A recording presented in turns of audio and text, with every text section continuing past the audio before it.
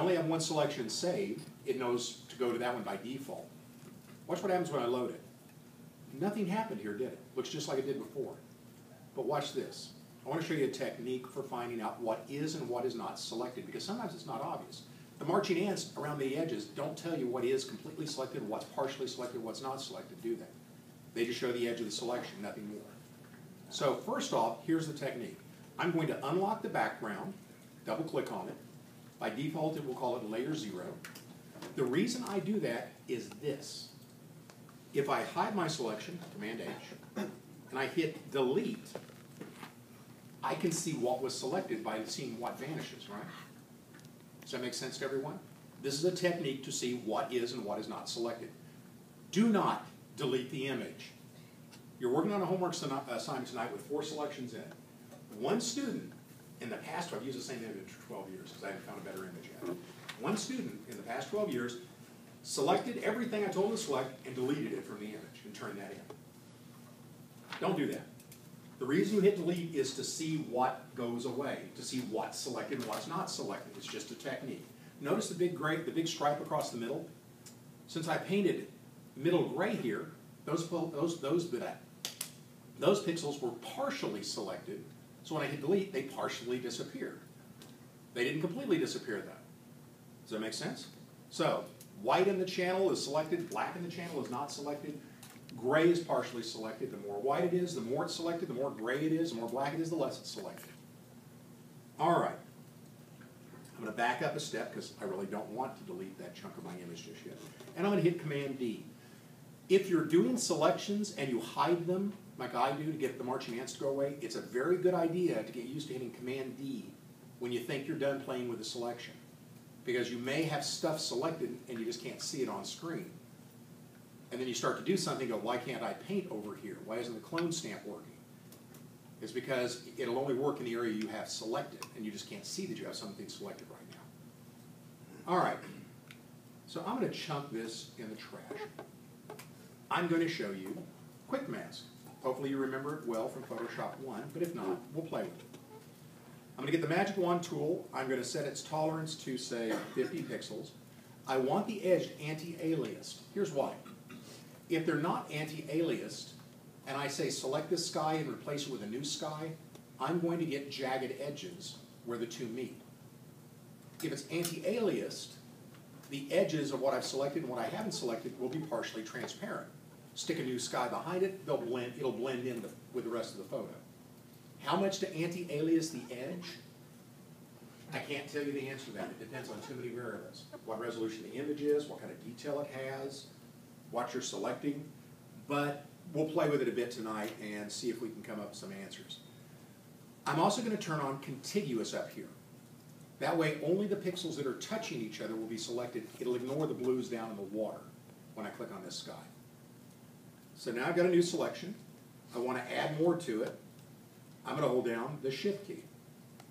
I have a little plus next to my crosshairs. That adds to my selection. Everybody know the keyboard shortcut to subtract from this selection? Option. Watch my cursor if you can see it. Notice the minus sign there? Minus is subtract from. Option is subtract from. So I've now subtracted pretty much everything. So, click once to select, Shift key, keep clicking to add to it. You select something you don't want, Option key, click, and it deselects that thing that you click on. Plus or minus the tolerance you have listed here. The higher the tolerance, the more colors it's going to select. The lower the tolerance, the fewer colors it's going to select. The one thing that will mess you up using the Magic Wand tool and making a selection is if what you're selecting has a lot of noise in it. Gravel, grass. Because you have a bunch of colors that are next to each other that aren't the same if it has noise in it, right? So you click on it and it selects all the green but ignores the little black specks in it. So the Magic Wand tool is not good for selecting things like that. Though it's not a bad way to start. All right, I'm going to go back and redo my selection here. Click. I'm holding down the Shift key and I'm clicking more. By the way, if you hold down the Shift key to add to your selection using the Magic Wand tool and click in the same area more than once, it'll grow the edges of that selection just slightly, usually. So if you've almost got everything you want, just hold down the Shift key and click 2-3 times in the same spot. and it'll expand the selection slightly. Okay, I'm going to pretend this is a good selection. It's not. And I'm going to go into quick mask mode. As you may remember from quick mask mode from Photoshop 1, the way it works is this. The area that you can clearly see is what you have selected right now. The area that is masked off is what you don't have selected. Everybody remember how to get into quick mask mode? It's this button right here at the bottom of the toolbar. See it? Whoop. That's next. Now, double click on that, you get this control. So double click on the quick mask button at the bottom of the toolbar, you get this control. Here's how it works. By default, unless somebody's changed the settings, and you really want to mess people up on this computer, you can change these settings right now. It'll mess them up. The color indicates the masked area. The masked area is the part that's not selected. Instead, you can say, I want the color to indicate the area that is selected. So that what is selected will have this blue or green or gray or red mask on it. I kind of like to be able to see what I have selected and mask out the rest of it. Here's something else you can do. If the image you're working on is predominantly red, you don't want to use a red mask, do you? Makes it kind of hard to see what's selected and what's not. In this case, the mask is on my computer is red, the image is blue and green, so it's the perfect color to use. But if I wanted to change the color, I'd do this. Click once, pick a different color. So there I've got a bright green mask. And you can say how opaque to make the mask. How much do you want to be able to see through it to see the area that's not selected? So let's say I like that. I do like bright green for a quick mask, by the way, because very rarely do you have that bright of a green in an image. Once I have this in front of me, it's time to do step 2 we talked about earlier. Step 1 is make a selection. Step 2 is clean it up. 2 different ways you can clean it up. Actually, it's about 5 different ways, but I'll show you 2 right now. One is with a paintbrush. Whatever colors you select with a paintbrush will be painted in shades of gray. You can select purple, it'll paint in a shade of gray. The darker the purple, the darker the gray. When you're playing with quick mask, you have black, white, and shades of gray. Why? White is selected, black is not selected, shades of gray are partially selected. Sound familiar? So I'm going to get a paintbrush here, and I'm going to come over here. Black would mean it's not selected. Watch what happens if I paint across.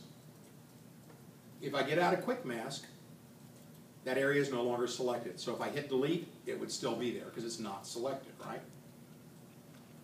So let's go back to quick mask. What if I want to paint white in this area? Well, the slow way to get white is this. Take a look at my screen for a second. Come over here, tell it to choose black and white as the 2 colors. That's what that little box right there does, if they're not already up here. And then tell it to switch so white is the foreground color, and then paint with some white paint. Slow. All of the painting tools in Photoshop have a lovely little feature you may not be aware of. That's the Option key. Watch this. If you hold down the Option key, it turns any painting tool into the eyedropper. Well, what does the eyedropper do? It picks up whatever color you click on and sticks it in the foreground color well, right?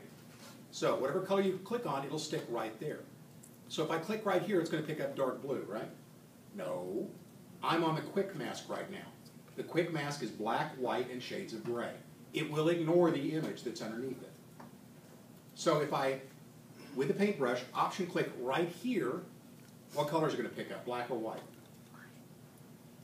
Can you see that area, or is it masked? White. It's going to pick up white paint. Oh, look over here. White paint. If I Option click down here, it's going to pick up black. Look at the color selector over here. See it? So white paint, black paint.